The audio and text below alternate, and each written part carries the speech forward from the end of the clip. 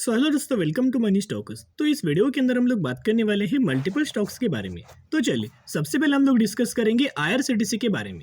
तो आईआरसीटीसी की अगर बात की जाए तो ऑलमोस्ट हमें 4.5% तक की तेजी हमें आज के दिन नजर आ चुका है एंड 977 रुपीज के आसपास हमें क्लोजिंग नजर आ चुकी है।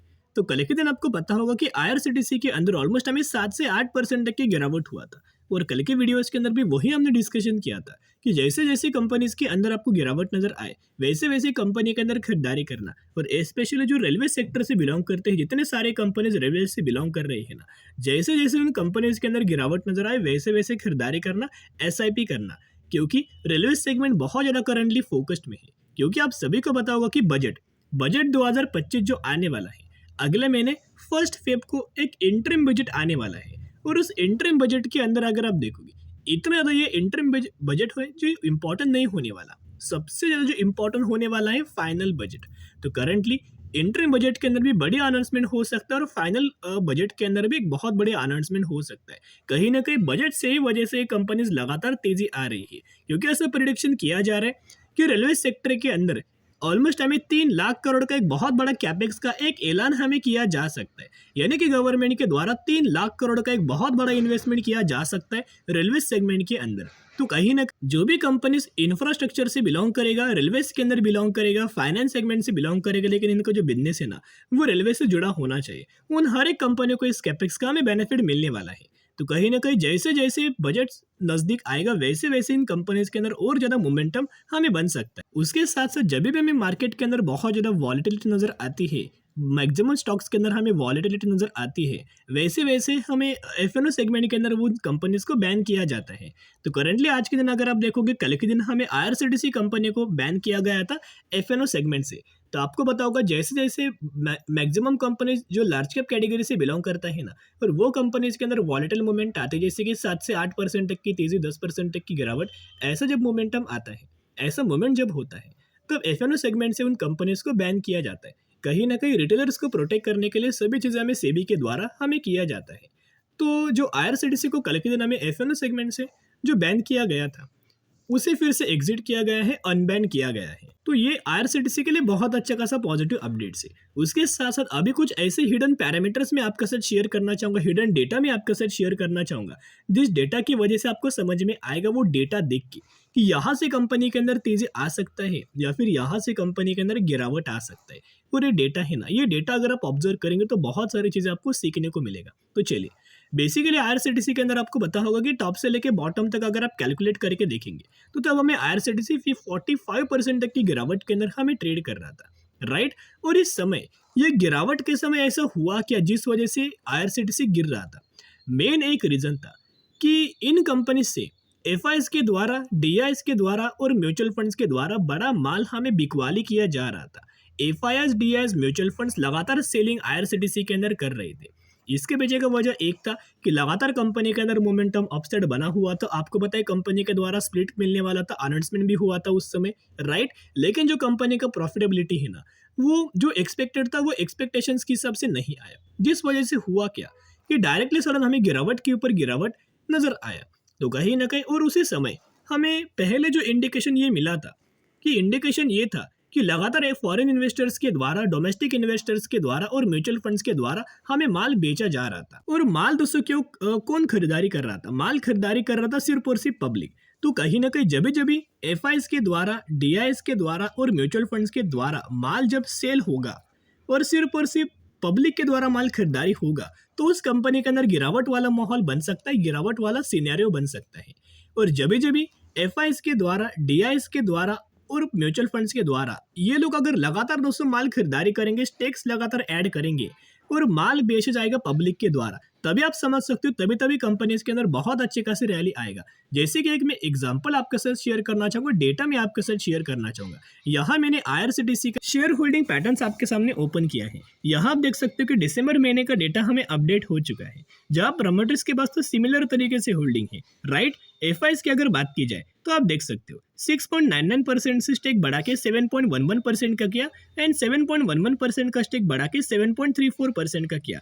यानी कि लगातार एफआईएस क्या कर रहे हैं, अपना स्टेक इंक्रीज कर रहे हैं, राइट। डीआईएस की अगर बात की जाए तो 9.92% का स्टेक था, वो बढ़ा के 10.53% का स्टेक किया और उससे भी बढ़ा के 11.98% का स्टेक किया।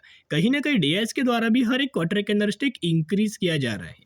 और माल कौन बेच रहा है आप देख सकते हो, पब्लिक के पास पहले कितना स्टेक था, 20.68% का स्टेक था, वो रिड्यूस करके 19.97 किया, वो रिड्यूस करके 18.28 किया। कहीं ना कहीं पब्लिक के द्वारा माल बेचा जा रहा है, एफआईडीआईएस के द्वारा माल खरीदारी किया जा रहा है एंड म्यूचुअल फंड्स के द्वारा माल खरीदारी किया जा रहा है। ये डेटा आप देख सकते हो। जब जब ऐसा सिनेरियो बनेगा कि एफआईएस के द्वारा खरीदारी किया जाएगा, डीआईएस के द्वारा खरीदारी किया जाएगा, म्यूचुअल फंड्स के द्वारा खरीदारी किया जाएगा और सिर्फ और सिर्फ पब्लिक के द्वारा जब माल बेचा जाएगा, तभी तभी कंपनी के अंदर हमें अच्छी खासी तेजी आएगा। ये डेटा मैं आपके साथ शेयर करना चाहूंगा। यहाँ मैंने आईआरसीटीसी का म्यूचुअल फंड्स का डेटा ओपन किया है, आप देख सकते हो। जुलाई के अंदर खरीदारी, अगस्त के अंदर खरीदारी, सितंबर के अंदर माल थोड़ा बहुत बेचा गया था, अक्टूबर के अंदर भी खरीदारी, नवंबर के अंदर भी खरीदारी एंड दिसंबर के अंदर भी दोस्तों खरीदारी। और सबसे ज़्यादा जो स्टेक हमें खरीदारी किया है म्यूचुअल फंड्स के द्वारा, वो दिसंबर महीने के ही अंदर सबसे बड़ी खरीदारी हमें किए जा रहा है। तो कहीं ना कहीं जो 45% तक की गिरावट हमें आईआरसीटीसी कंपनी के अंदर नजर आया था ना, तो अब क्या हुआ था, प्रमोटर्स के द्वारा भी स्टेक कितना था, कांस्टेंट था, राइट। लेकिन जो एफआईएस थे उनका स्टेक देखना, गिरावट क्यों हुआ था। क्या हमने डिस्कस किया कि जब भी एफआईएस के द्वारा, डीआईएस के द्वारा माल बेचा जाएगा और खरीदारी किया जाएगा पब्लिक के द्वारा, तभी तभी कंपनी के अंदर गिरावट वाला माहौल हमें बन सकता है। देखिएगा अभी अगर आप ऑब्जर्व करेंगे तो एफआईएस के पास कितना स्टेक था, 7.06, वो बेच के कितना किया 6.42, फिर बेचा कितना किया 5.87। यानी कि लगातार एफआईएस क्या कर रहे हैं, अपना स्टेक बेच रहे हैं। डीआईएस की अगर बात की जाए तो कितना दोस्तों इनके पास स्टेक था, ऑलमोस्ट हमें डीआईएस के द्वारा थोड़ा बहुत हमें खरीदारी किया गया था। और पब्लिक अगर आप देखोगे, पब्लिक के द्वारा माल दोस्तों खरीदारी किया जा रहा था, यानी कि 20.86, 20.96, 21.42, यानी कि लगातार दोस्तों एफआईएस के द्वारा माल बेचा जा रहा था और लगातार हमें म्यूचुअल फंड्स के द्वारा माल बेचा जा रहा था। तो ऐसा सिनेरियो जब भी बनेगा ना, तो आप समझ सकते हो कि कंपनी के अंदर गिरावट होने वाली है। उसके साथ साथ अगर आप आफ्टर मार्केट ऑर्डर देखोगे आईआरसीटीसी के अंदर, तो ऑलमोस्ट हमें 18,136 क्वांटिटीज का आफ्टर मार्केट ऑर्डर लग चुका है। और ये ऑर्डर हमें जो लगा है ना, वो बाइंग साइड के लिए दोस्तों लगा है। तो जब कल के दिन आईआरसीटीसी इस कंपनी के अंदर, यानी कि जब मार्केट दोस्तों 9:15 बजे के आसपास ओपन होगा, तब आईआरसीटीसी के अंदर अच्छे खासे सबसे पहले बाइंग के लिए ऑर्डर हमें एग्जीक्यूट होगा करंट प्राइस के ऊपर, और सबसे अच्छी खासी रैली मोमेंटम हमें आईआरसीटीसी इस कंपनी के अंदर बन सकता है। तो दोस्तों अगर अभी तक आपको आईआरसीटीसी के अंदर जो चीज़ों के बारे में मैंने आपके साथ शेयर किया, वो अगर आपको समझ में आया होगा, वीडियो अगर यूजफुल लगा होगा, तो जरूर अभी तक वीडियो को लाइक दोस्तों कर देना। चलिए अब हम डिस्कस करेंगे अगली कंपनी के बारे में। तो ये कंपनी का नाम है विप्रो। तो विप्रो कंपनी का भी अगर आप आज के दिन का परफॉर्मेंस देखोगे, तो ऑलमोस्ट हमें 2% तक की तेजी हमें विप्रो के अंदर नजर आया। कल के दिन में आपने ऑब्जर्व किया होगा, कोई ज़्यादा हमें विप्रो इस कंपनी के अंदर गिरावट नहीं हुआ था। आईटी सेक्टर की कंपनीज के अंदर दोस्तों करंटली कोई गिरावट नहीं हो रहा है। मार्केट कितना भी गिरे, मार्केट कितना भी वॉलेटाइल हो, बिल्कुल भी गिरावट हमें नजर नहीं आई। 478 रुपीज़ के आसपास हमें कहीं ना कहीं दोस्तों विप्रो की क्लोजिंग हमें नजर आया हुआ है। और आपको बताऊंगा कि आईआरसीटीसी कंपनी के अंदर हमने ऑलमोस्ट इस कंपनी के अंदर कौन से लेवल्स के आसपास दोस्तों निवेश किया था। ये लगातार जो कंपनी कंसोलिडेट कर रहा है ना, इस लेवल के ही आसपास हमने आईआरसीटीसी विप्रो इस कंपनी के अंदर खरीदारी किया था। और सिमिलर तरीके से आईआरसीटीसी भी लगातार जब कंसोलिडेट कर रहा था, उसी समय हमने 650 रुपये के आसपास दोस्तों निवेश किया था। और ये भी हमने एक्सप्लेन किया था, जैसे हमें आईआरसीटीसी के अंदर तेजी आया है, वैसे हमें विप्रो कंपनी के अंदर तेजी आ सकता है। तो कहीं ना कहीं अगर आप देखोगे, जैसे हमने खरीदारी किया 400 रुपये के आसपास, फिर 420 रुपये के आसपास, उसके बाद डायरेक्टली कंपनी के अंदर दोस्तों तेजी आना स्टार्ट हुआ। ये कुछ भी नहीं, विप्रो कंपनी पूरा दोस्तों रिकवरी कर सकता है। जैसे कि आने वाले क्वार्टर्स आएंगे, धीरे धीरे करके कंपनी अपना परफॉर्मेंस इंक्रीज करेगा। उसके साथ साथ कंपनी हर एक क्वार्टर के अंदर अच्छा खासा परफॉर्म करेगा। जो बैंकिंग फाइनेंशियल सर्विसेज के अंदर जो प्रॉब्लम्स थे, वो धीरे धीरे करके खत्म होगा। कंपनी का प्रॉफिटेबिलिटी बढ़ेगा, रेवेन्यूज बढ़ेगा, कंपनी का इनकम बढ़ेगा, अर्निंग पर शेयर बढ़ेगा। जितने सारे पैरामीटर्स है ना, उन हर एक पैरामीटर्स के अंदर ग्रोथ आएगा। और उसी तरह से हमें विप्रो इस कंपनी का भी प्राइस तेजी टारगेट्स के अंदर नजर आएगी। उसके साथ साथ अगर आप आफ्टर मार्केट ऑर्डर देखोगे, तो विप्रो कंपनी के अंदर आज के दिन आफ्टर मार्केट ऑर्डर लग चुका है। 2080 क्वांटिटीज के आसपास में बाइंग साइड के लिए ऑर्डर लगा हुआ है। तो करंटली कहीं ना कहीं कल के दिन जैसे कंपनी ओपन होगा, सबसे पहले बाइंग साइड का ऑर्डर एग्जीक्यूट होगा और अच्छी खासी रैली मोमेंटम हमें विप्रो इस कंपनी के अंदर बन सकता है। अगर मार्केट पॉजिटिव रहा तो एक बड़ी रैली हमें नजर आ सकती। तो चलिए अभी हम आ चुके टेक्निकल चार्ट पैटर्न्स के अंदर। देखिएगा अभी जो लोग विप्रो के अंदर निवेश करेंगे, कि लास्ट मौका है, वही लेवल्स हमने क्या डिस्कस किया था। जब ये लेवल्स हमने आपके साथ शेयर किया था, रेजिस्टेंस वाला लेवल, कहीं ना कहीं जैसे हमें विप्रो के द्वारा ब्रेकआउट किया गया था, राइट, इसी लेवल्स के आसपास हमने खरीदारी किया था। जैसे कंपनी के द्वारा ब्रेकआउट हुआ, इसी लेवल्स के आसपास हमने विप्रो के अंदर खरीदारी किया था। और कहीं ना कहीं देखोगे हमने क्या डिस्कशन किया था कि ये कंपनी का रेजिस्टेंस लेवल है, कंपनी के द्वारा ब्रेकआउट किया गया, रिटेस्ट किया गया, अब एक बड़ी रैली आ सकती है, एक बहुत अच्छे खासा पैटर्न हमें बना हुआ है।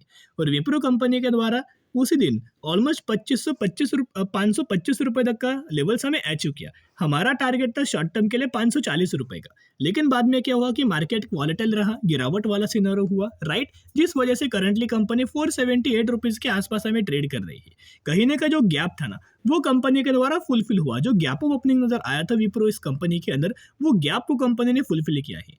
अभी यही से एक बड़ी रिवर्सल हमें विप्रो कंपनी के अंदर दोस्तों आ सकता है। तो जो लोग निवेश करना चाहते हैं, एक लास्ट मौका है, एक आखिरी मौका है। इसके बाद ये लेवल्स के आसपास विप्रो कंपनी बिल्कुल भी आपको ट्रेड नहीं करेगा।